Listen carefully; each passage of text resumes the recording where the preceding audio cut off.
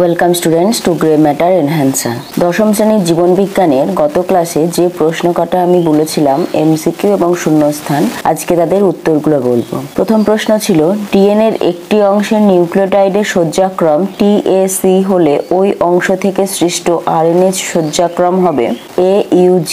তার মানে টি এর পরিপূরক এ এর পরিপূরক ইউ আর সি এর পরিপূরক জি।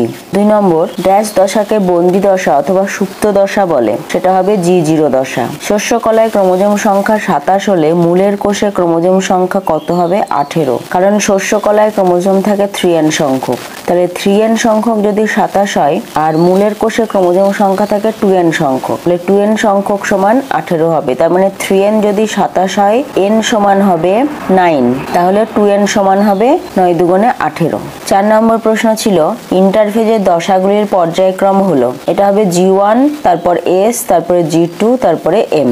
কাইজোমা গঠিত হয় ক্রসিং ওভারে। একটি কোষ 4 বার মাইটোসিস পদ্ধতিতে বিভাজিত হলে কয়টি কোষ উৎপন্ন হবে? 16টি। তার মানে প্রথমবার বিভাজন হলে, একবার বিভাজন হলে 2টো, দুবার বিভাজন হলো 2টো থেকে 4টে, 3বার বিভাজন হলে 4টে থেকে 8টা, আর 4বার বিভাজন হলে 8 দুগুণে 16টা। পরের প্রশ্ন মাইটোসিস কোষ বিভাজন দ্বারা কোনো কোষ কতবার বিভাজিত হলে 128টি অপত্য কোষ উৎপন্ন হবে? বলছে 7 বার। তাহলে আগের প্রশ্ন থেকে আমরা পেলাম 4বার বিভাজন হলে 16টা হবে। এবার 5বার হলে কত হবে? 16 দুগুণে 32টা।